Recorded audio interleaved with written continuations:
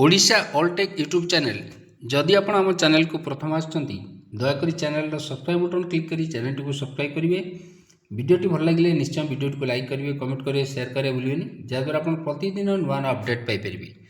तो आसन देखा पेंशन और ग्राच्युटी जो सुप्रीमकोर्ट गोटे गुरुत्वपूर्ण जोटा राइज आसी ठिका समय गणनांश पेंशन और ग्राच्युटी प्रदान उपरे गोटे गुरुत्वपूर्ण खबर विषय आम आलोचना करवा। दयाकोरी वीडियोटी को शेष पर्यटन देखिए जहाँद्वारा आप संपूर्ण खबर विषय जानीपारे।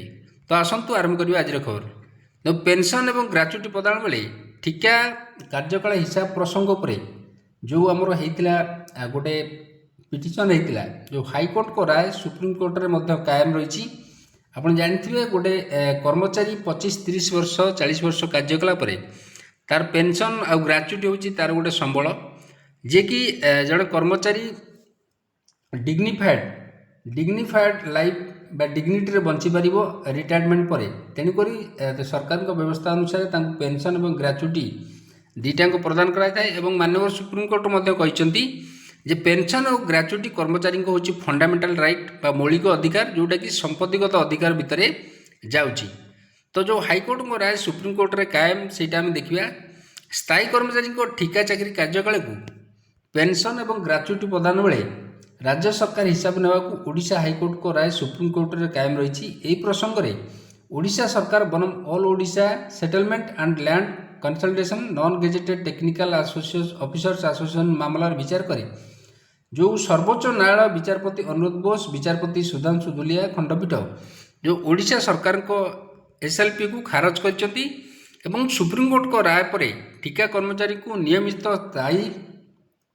स्थायी राज्य सरकारी कर्मचारी बनते हजार हजार संख्यार कर्मचारी मानक संपूर्ण चाकरी काल निमंते अवसरकालीन पेंशन और ग्राच्युटी सुविधा मिलवा बाट भिड़ी जो थी कि आम कहीपर यहाँ गोटे कर्मचारी मान बृहत विजय पेंशन और ग्राच्युटी को नहीं मामला विवरण प्रकाश जे 2001 चाकरी शर्तावली निर्धारण पेंशन और ग्राच्युटी भली और जो अवसरकालीन सुविधा प्रदान समय जो ठिका कर्मचारी भाव में कार्य करथिबा संपूर्ण चाकरी काल को हिसाब को नापी all Odisha settlement and land consultation non gazetted technical officers association जो ओडिशा प्रशासनिक ट्रिब्यूनाल आवेदन करथिले एवं 2011 सैट मामलार विचार करी ओडिशा सरकार सपक्ष राय प्रदान करथिले।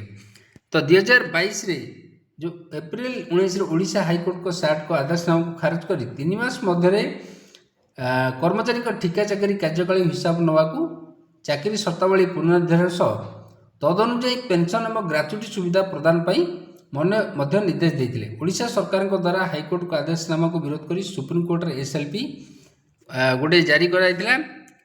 कर्मचारी संघ तरफ आईनजीवी जो अच्छा से मामला परिचालना करते। तो यहाँ गोटे कहीपर कर्मचारी मानकर बृहत विजय गोटे जो कर्मचारी आप जानते गोटे ठिका कर्मचारी हूँ कि स्थायी कर्मचारी हूँ से जो पेंशन अच्छी पेंशन और ग्राच्युटी रिटायरमेंट पर जहाँ प्रदान कराई तापर रिटायरमेंट पर जो अवसर समय से केमती सुखरे बंची पारे एवं सुविधार बंची पारे से जो व्यवस्था अच्छी से व्यवस्था अनुसार पेंशन और ग्राच्युटी प्रदान कराई थाए।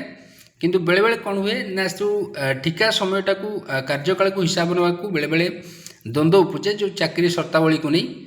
तो जो हाईकोर्ट और सुप्रीमकोर्ट उपर जो भरोसा अच्छी कर्मचारी मानकर आप जानते जो हाईकोर्ट हो कि सुप्रीमकोर्ट हो आप जड़े कर्मचारी सब भरोसा थाए जे सबु जगह निराश होगा पर जड़े कर्मचारी हाईकोर्ट और सुप्रीमकोर्ट को द्वारस्थ होता है शेष में न्याय मिलता है। तो यहीपरि भाव में आम अनेक उदाहरण देखा जो थे कि हाईकोर्ट और सुप्रीमकोर्ट रु सरकार पाखे निराश होगा पर कर्मचारी जनक हाईकोर्ट और सुप्रीमकोर्ट रु न्याय पाई था एवं से जो भरोसाटा आज पर्यंत बजाय रही। तो आज है गुरुत्वपूर्ण खबरटी जोटा कि अवसरप्राप्त कर्मचारी हूँ कि कर्मचारी से गोटे गुरुत्वपूर्ण खबर।